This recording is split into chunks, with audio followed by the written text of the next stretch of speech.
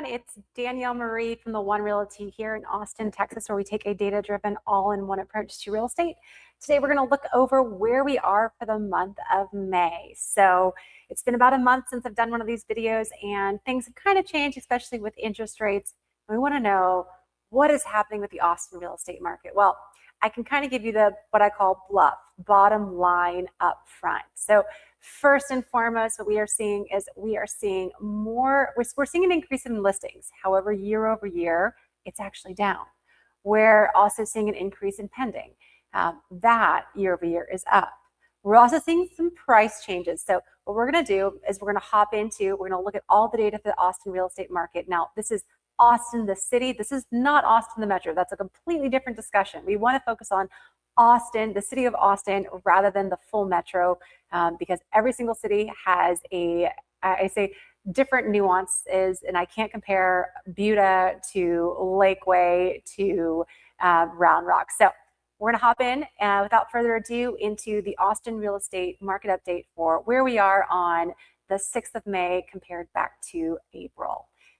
Go ahead, I will share this to my screen. So I am huge on data. We are going to take a look at data, and I'm going to zoom in. So first we're going to talk about month over month with listings. So as I said, month over month, the total number of listings, we are seeing an increase of where we were compared to the 9th of April. So up about 206 listings, not crazy. What you will see, though, is that we have seen a decrease in our average and median list price. So our average list price is sitting at $1.148 million. Our median is at $695. I will say this time of year, we actually sometimes start to see that going down a little bit, depending on if there is price reductions. So if we compare this to last year, though, our inventory compared to last year we are down about 20% in our inventory. So that's what I started to do this year, is I started to also say, okay, great, I'm looking at week over week, but we got to look at where were we last year at this time. So last year at this time, you can see we were at 3,555, but we had significantly more listings, which also a lot of times meant we had significantly more price drops. So you can see right here, we're down about 20%. As far as price goes, though, for our buyers out there, our average is down 4%. Our median is down 8%. So we're kind of seeing a difference in the pricing modules out there. We also, part of this and part of having it down listings is we're also having sellers that realize, like, hey, I couldn't get my wish price that I wanted on the house, so I'm not putting it on the public market. Maybe I'm keeping it in some off market sites, or else I'm just waiting. Maybe I'm just waiting for the market to kind of simmer down and start going back up at some point. Since 2022, it's been a few rough years for some sellers, but some phenomenal opportunities for some buyers. That being said, our days on market kind of just really stayed where we are. So we're looking at our average days on market, it's about 2.5 months. Our median is about a month and a half as far as the days on market for our active listings. You'll also see that our listings with a price reduction, so a little over 44% of our listings that are on the market have had a price reduction compared to last year.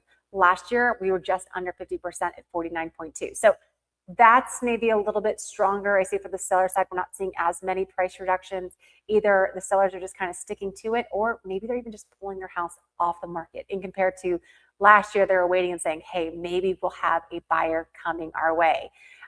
If we look at our new listings that have happened in this past week, we had 341 new listings come on the market. If we look at last year's, it was 470 around this week. So definitely fewer houses coming to the market.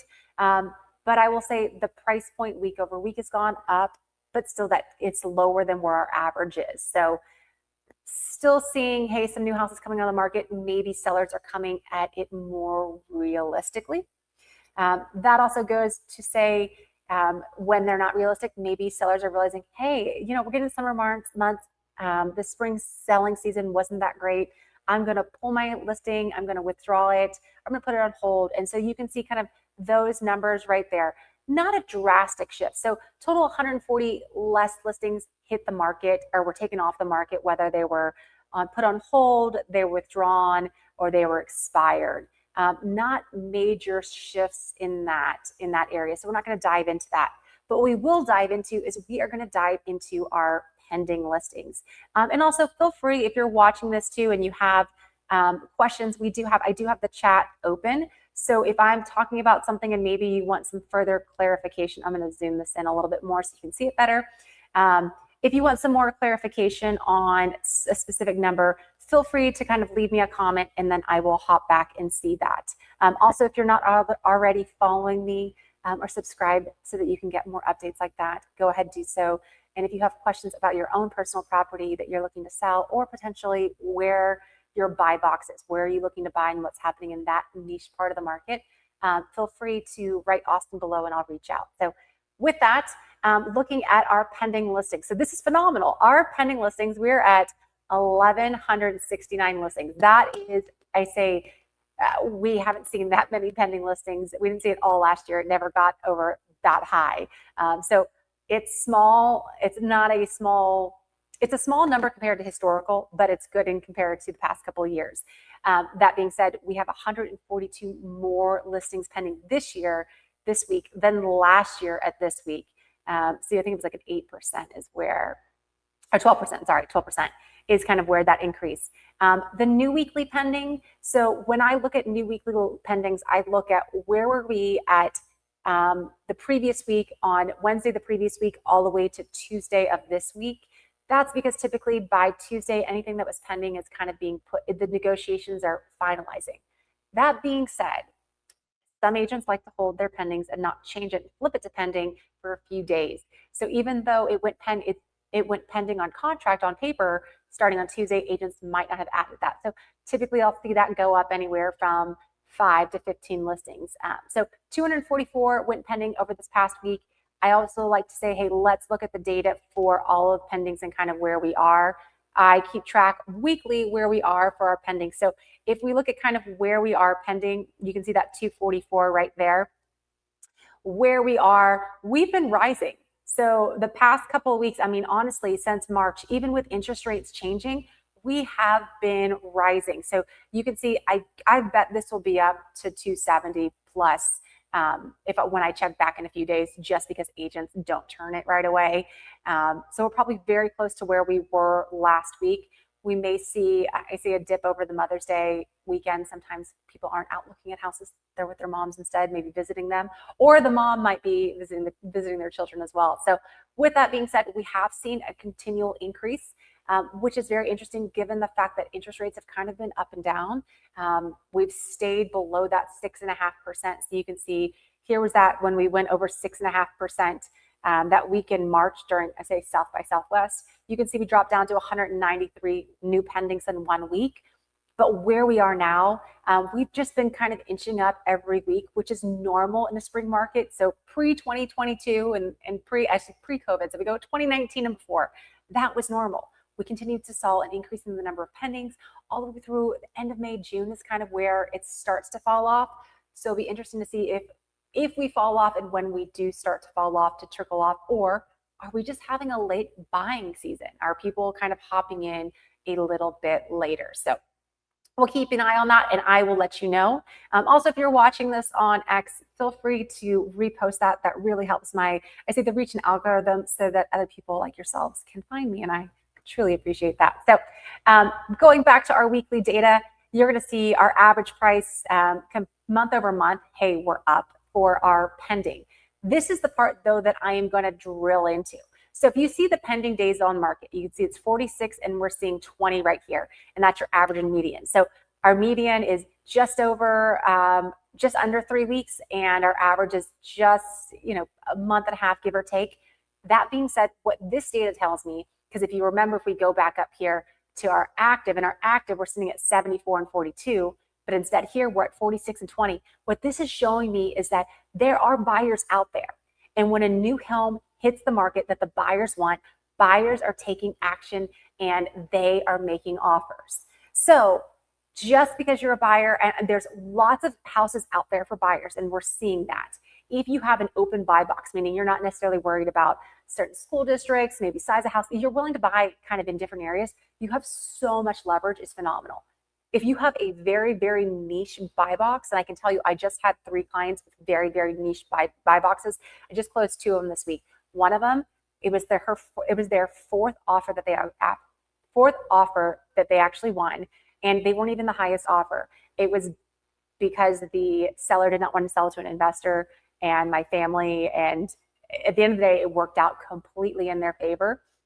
I know some people are going, oh, how can they do that? It was just as far as like the financing and who they decided they ultimately wanted to sell the house to. And luckily it was my clients. That being said, they were first-time home buyers. They could only put 5% down. So they were getting beat out by cash offers. They were getting beat out by people putting 20% plus down and worried about appraisals. In this specific buy box that they were buying, up kind of in the Jollyville, Round Rock, Cedar Park area is kind of where that was. The other buyer that I just closed out, bless her, she is amazing. We took a lot of time to find her house, and it was a needle in a haystack, but we found it. She was an 81-year-old woman, and she needed a single-story house. She needed a shower. She needed no trees close to the house. There was all sorts of stuff, but we did multiples with her, and we finally secured her one. It was on her. Technically, we were under contract previously, then secured her one now. So very, very happy for both of them. That being said, depending on where your buy box is, you may have multiple offers in that area. So you really need to research and understand that market so that when it comes time to make an offer, you kind of understand what is happening out there around your area. So that's why we're also seeing these days on market go down. A good house, it's listed at the right price. You're going to kind of see it move. There's a lot of buyers on the sidelines that are just waiting for those onesie, twosie to come on, and then they're getting multiples. That's also, it's coming back out again when we look at listings with a price reduction. So as we talked above, we saw that we had 44.38% of the houses that are active had a price reduction. You're looking here, the number of listings that had a price reduction that are under contract, we're at 34.5%. So that means that there's a significantly larger amount of homes that are going under contract immediately that are not even having a price reduction. So your best negotiation strategies, if you're a buyer, is if you have an open buy box, is go for ones that maybe have been on the market longer, or maybe you're coming back on the market. That's kind of when you can go after, especially if a house falls through that's been on the market for a while. Take advantage of it and make sure you know that data so that you can make the appropriate offer. If there is a brand new house coming onto the market, you really need to make sure you know your data there, because maybe that's something that's requiring getting your offer in first so that you have leverage when you do multiple offers, different things like that. So following on, and you can kind of see year over year, significantly more, we had 12%. Now, this is actually where it's interesting is our average price is slightly up, our median is slightly down. That means that when we come down here for what is closed in the past 30 days and what's going to come up, you can see that these numbers are slightly higher of what's pending, that 846,000 as your median pending price, and your as your average, and 624,000 as your median price. You see that's lower. We look at closed sales, we're seeing at the 832,000 is your average and 615 is your median. We'll probably stay close to that, maybe a little bit higher because of where our pending prices are, but still nowhere near last year. So last year at this time, we're looking at 8,500 or 850,000 and 640,000. So we're not up there. So we are seeing a decrease in price, year over year. We did see a dramatic drop in our average days on market and median days on market. Once again, this goes back to there are buyers waiting, and they were pouncing on houses when they came and they hit the market. The other thing that we're seeing is I like to look at to see how much of a deal are my buyers getting, or how much are my sellers having to give on this market. So if we look at close to list price and we look at our average, we have been going up month over month. That's good. This time last year, we were kind of trending downward. Also, close price to list price is kind of where are we closing at compared to where we currently are, regardless of where we started on our list price. And then we look at close price to original list price. So close price to where when we originally listed our house before we had any price cuts, where are we? And you can see that for a listing that hasn't had a price cut or current price point, you're looking at giving between like 2.5% to 2% is kind of where they're closing. If you're looking at houses that have been on the market a little bit longer, you're looking anywhere from like 4.5% to 3% is kind of where we're seeing as far as price cuts happening and where people are getting deals. So with that being said, my overall takeaway right now, if we are looking at the Austin real estate market for May, is one, we are seeing an increase in listings slowly, but nowhere near last year. We don't have last year's inventory, but last year's inventory was at like a 20-year high as far as inventory. We are seeing still a decrease in price. So the market is not going up. I am not an agent realtor saying, hey, buy now because prices are going up, prices are going up. Not necessarily the case. What I am saying to sellers is be very, very strategic with your list price, because when it comes on, it's going to really matter in the algorithm right when you start. The next part that we're going to kind of drill in slightly is we're just going to look at where we are for April. And I'm just going to do a brief overview. I'll do a deep dive in it. But I'm just going to kind of show you this because I do think this is going to help you. So where we are for April. So looking at April's data, you're going to see, first off, if we look at, so this is year over year difference. This is month over month difference. And then I have year to date. You're going to see, first off, our year over year, we have already closed more houses in April than we did in 25 and this April 26.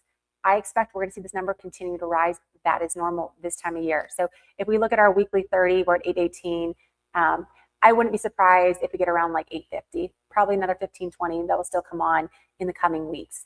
That being said, we are down 2.8%, both average and median as far as sales price. So year over year, we are down in our prices. If you look at month over month, which is this right here, you're going to see the average is down, the median is slightly up. So maybe a few more expensive houses sold, median is down. Not really any big strategic pricing happening. We're not seeing dramatic shifts month over month, meaning we're not seeing it drastically drop off. We're not going to see drastic price reductions. We'll probably start seeing them in June, but in May, we're probably still fairly stable. Days on market, very similar to last year. Nothing crazy there. We are seeing as far as slightly below as far as our ratios, our closed price to list price. Buyers are getting a slightly better deal this year than last year. So we're kind of seeing that. Now, if we look over month over month, though, month over month, for as far as our percentages, we're outperforming where we are compared to March. So houses are closing closer to list price in April than they were March. I kind of expect that we're going to see that with May's data. I don't really see us falling off really starting until like June, unless something happens, because we're still seeing buyers buy. Even though interest rates have been going up, buyers are still buying. So it's not like everything paused. Last year, we saw a huge pause. Rates went up a little bit last year, and we just saw a pause overall. If we look at where we are in comparison to December, so year to date, kind of where we are, obviously we're outperforming on the number of sales. That's a given. That should happen.